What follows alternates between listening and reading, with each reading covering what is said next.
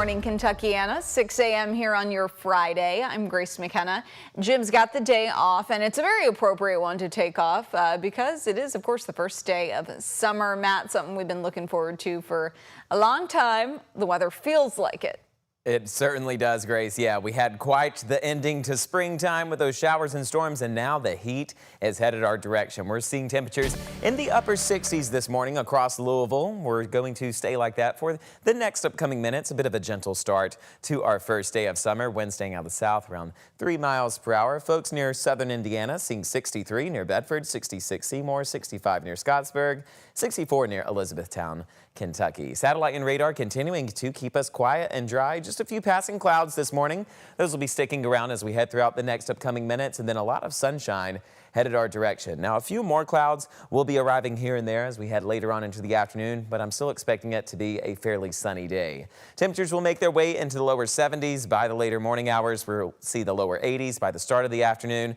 Clouds will continue to break apart as we head closer into the evening time, and then a lot of quiet conditions ahead for this tonight. You can expect those temperatures to range into the lower 70s, and then we'll be staying in that trend as we head throughout the remainder of our Saturday morning. But then Saturday afternoon, we really see the warmer temperatures. Highs today ranging into those upper 80s across the Louisville metro, and we're going to continue to see things heat up as we head throughout the next upcoming days. We're going to have temperatures reaching close to the triple digits as we head into the next week. Those details coming up in just a few short minutes. Here's a quick check of traffic this morning. So far, we're looking good to go on all of our major roadways. No holdups this morning. Everyone moving along just fine. If we have any stalled vehicles, we will let you know. Grace? Matt, thank you. Now to our top story this morning. Tensions are escalating in the Middle East, and President Trump says he'll decide within 2 weeks if the U.S. will launch a direct attack on Iran. The president is considering strikes on Iran's uranium enrichment facility, a highly fortified site buried underground. Sources tell ABC News the president has already approved attack plans and is growing comfortable with the idea of military action. Meanwhile, Israel and Iran exchanged more missile fire overnight after an Iranian strike hit a hospital and residential areas, wounding hundreds. Israel vows to dismantle Iran's nuclear program, saying it'll intensify its military campaign. Diplomats from Britain, France, Germany, and the European Union are meeting today in Geneva for last-ditch nuclear talks with Iran, hoping to avert full-scale war. Military families here in Kentucky are watching closely and feeling the pressure. WHAS11 senior reporter Isaiah Kim Martinez shows us how this global conflict is hitting close to home. You can feel the tensions of the soldiers. Everybody's kind of on high alert. Helen Hicks reflects on the 32 years doing administrative work at the Fort Knox Army Post. She remembers what it's like when tensions around the world rise. They seem to be doing more training, and I think they get worried about their families, but they know what they signed up for. She figures there are similar emotions on site now, as President Donald Trump has announced he'll take the next couple weeks to decide whether to get the U.S. military involved in an escalating conflict between Israel and Iran, trading airstrikes each day. This conflict is kind of going to affect me, I know for sure, if we get involved. Hicks's grandson, Lucas, who just graduated from North Hardin High School last month, has enlisted in the Kentucky Army National Guard. And I know that the other people who have gone through more than what I have, for sure, they know exactly what they're getting into as well. In the last 24 hours, Fort Knox has increased security measures on site, according to their Facebook page.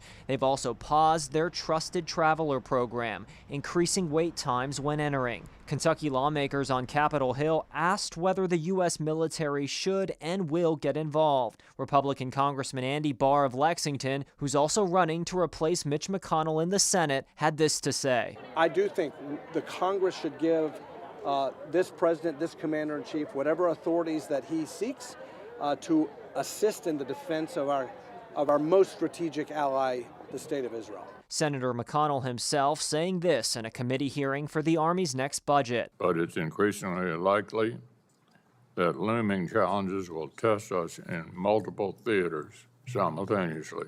I asked Governor Andy Beshear last week in Owensboro whether the U.S. should intervene. But if we've got a place that can create global stability, we ought to be trying to create that global stability. No matter what happens, families around Fort Knox are watching the Middle East closely, some anxiously waiting. I know it's all scary to all of them. It's scary to us as civilians. It has to play, with your emotions. Isaiah Kim Martinez, WHAS 11 on your side.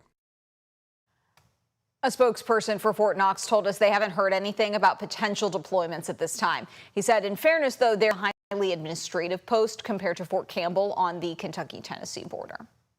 Turning to some other local news now, a 6-year-old girl is fighting for her life and her mother has been charged with attempted murder.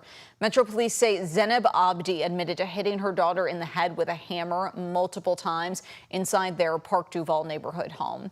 The child suffered skull fractures and a brain bleed and was rushed to Norton Children's in critical condition. According to court records, Abdi's son tried to stop the attack but claimed his mother said, "Let me finish her." Abdi is set to be arraigned this morning at 9. Her bond is set at $25,000. A juvenile has been charged in connection to a shooting at Algonquin Park 2 weeks ago. The teen is accused of shooting two men at the basketball court inside the park. According to court documents, both of the victims positively identified the boy as the shooter. The juvenile has been charged with assault. This is the second teenager to be arrested in connection to an incident at the park since the Algonquin pool reopened at the beginning of the month. Brooks Houck and Joseph Lawson have officially been moved to Warren County ahead of their trial. Both men are charged in connection to the death of Crystal Rogers. Houck is charged with murder, while Lawson is charged with conspiracy to commit murder. The trial is scheduled to start next week. Prosecutors will have to convince a jury Brooks Houck killed Crystal Rogers without the presence of a body or a murder weapon. WHAS 11 legal analyst Nick Mudd tells us they'll have the tall task of proving that case with circumstantial evidence. That's the way you start building a circumstantial case, to say, look, I know we don't know how, and we don't know exactly when, and we don't know exactly what happened, but you build the circumstances around it so that you narrow it down so at the end of the day that the juries only have a choice of one potential person could have done this. Start Tuesday, June 24th in Warren County. Remember, cameras are not allowed in the courtroom, but we will have a team of journalists taking notes and keeping you updated with our courtroom blog at WHAS11.com. If you'd like to see our full one-on-one with Nick Mudd going in depth ahead of the trial, you can download the WHAS 11 Plus app, download on your TV, watch for free. And kicking off Juneteenth Jubilee weekend, Mayor Craig Greenberg will join the local Divine Nine Black fraternities and sororities today to pack and deliver food to underserved communities across Louisville. It's happening at the Dare to Care Food Bank on Fern Valley Road and is part of Agape Day, dedicated to acts of service. It's the 5th year for the event. Matt, coming over to you. What is one thing we need to know? Happy first day of summer, and our first weekend of summer is going to be a hot one. We're expecting temperatures to range into those lower to even the mid-90s by Sunday. Steady sunshine, no rain showers in the forecast, but you want to make sure that you stay hydrated and keep the sunscreen on. It's going to be a warm pattern for the next several days. We've got all those details coming up in just a few short minutes. All right, thanks, Matt.